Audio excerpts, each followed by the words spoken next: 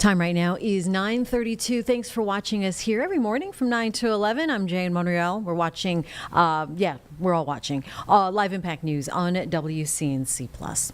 Well, this morning we're learning that the mayor is calling for a special meeting with local transit leaders this week to address safety and security on the light rail. This is all in light of what happened 2 weekends ago when a young woman was killed on the light rail by the suspect who is now facing charges.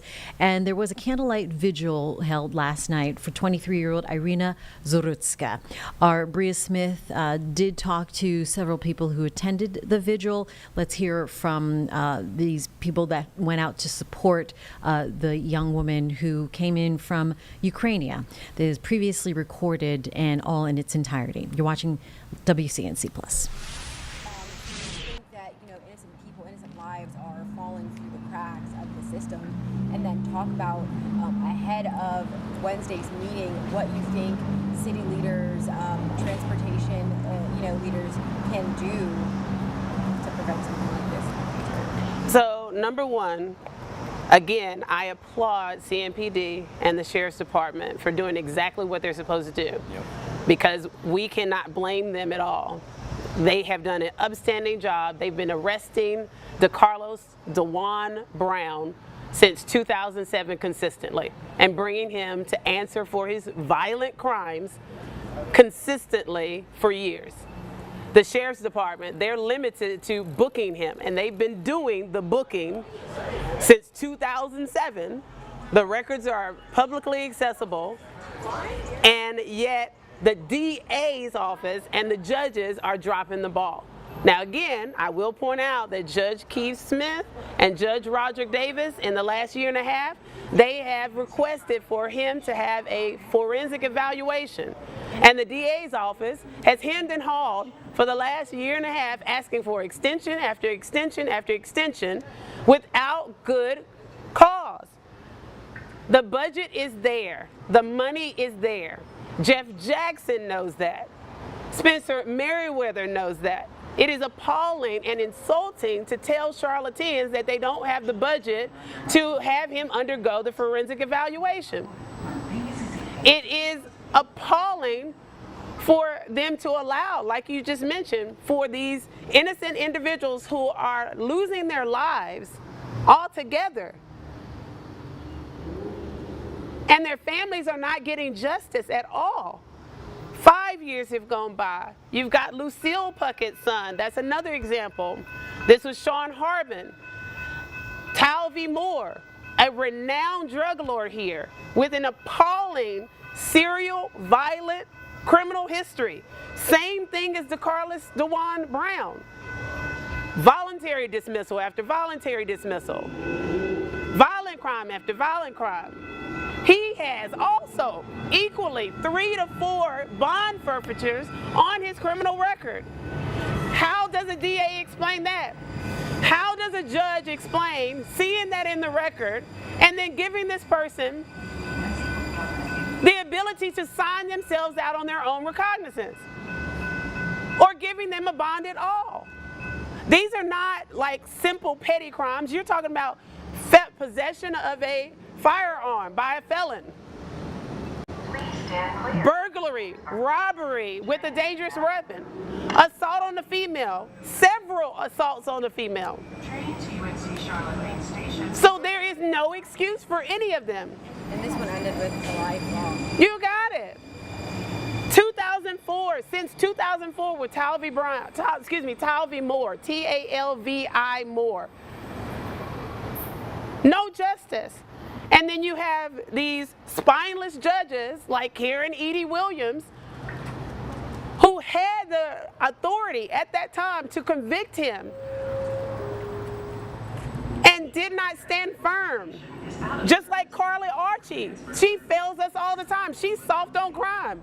She wants to give mass shooters a slap on the wrist. Don't do that anymore. How in the world is that proper adjudication? Yet they want to terrorize regular charlatans in civil cases and other petty issues that do not take precedence over these types of crimes.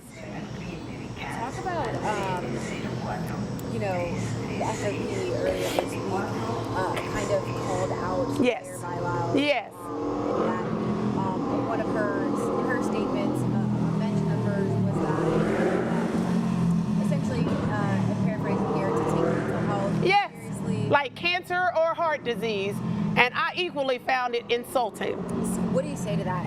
What is your response to her response? You got it. So I actually made a formal response 2 days ago, and I called it out for what it is, which is political apologetics. And Charlotte is tired of it, and it is insulting. It is insulting to Iryna. It's insulting to Ukraine. It's insulting to Charlotteans. It's insulting to Lucille's son, Sean Harbin. It's insulting to Josina's husband, late husband, Lamar McNeil, my lifelong friend, to see individuals have to deal with things like this. It is insulting to Elder Lanji, who was killed doing missionary work, killed on Betty's Ford by a drunk driver. They caught him, CMPD, brought him to justice, and there still hasn't been justice by the DA's office, by the judicial district. We have a problem with our judicial district. Point blank, period. And the incumbent mayor is grossly incompetent. She is unfit for this job. All she is worried about is FaceTime. And all she's talked about in this election cycle is making history if she is elected for another 2 years. She's just worried about making history to be the longest running mayor. And nobody wants her still in office. What is, lastly, your message to Zarutska's family? She obviously came here to seek freedom, to seek peace, to seek a better life. Unfortunately, all for it to end. Only 2 years removed from me. I just moved to this area Right. for, an upgrade in life, right? So in a lot of ways, I kind of share her goals, her aspirations there. But what is the message you say to her family who can't be here today to do this? You got it. So I reached out to the family, and I also reached out to Tatiana. We tried, and I don't blame them for not wanting to be, out and about right now. How do you make sense of it? Now, I'm of Haitian descent, so I understand the process of immigration. I understand looking for a better life. And for them, the world has wrapped their proverbial arms around Ukrainians, because what is going on is absolutely barbaric.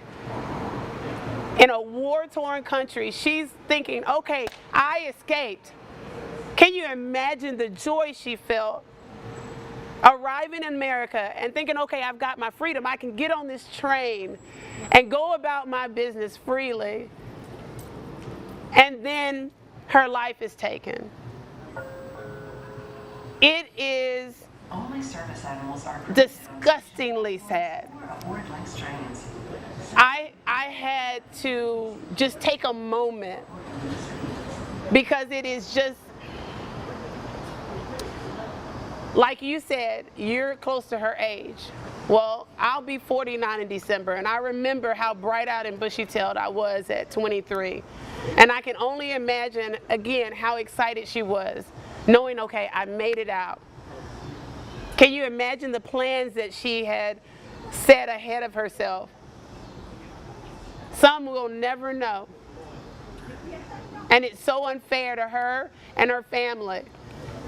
And it really is a bigger picture type of thing here, because what are we doing? What are we telling each other? That we have no standards? And my dad taught me that standards only offend those who have none.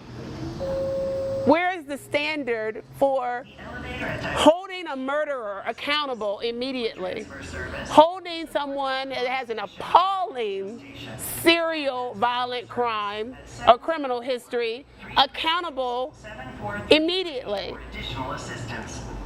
Constitutionally, he should have been in those trials, and those trials, he should have been found guilty.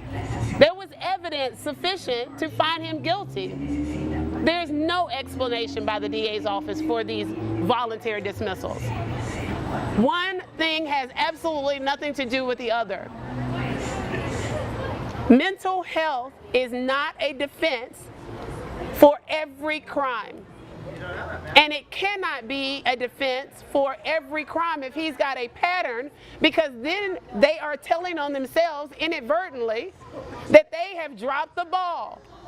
You don't have a pattern of violent crime, 3, 4, 5, 10 years, and the DA's like, oh, we don't have a budget for the forensic evaluation.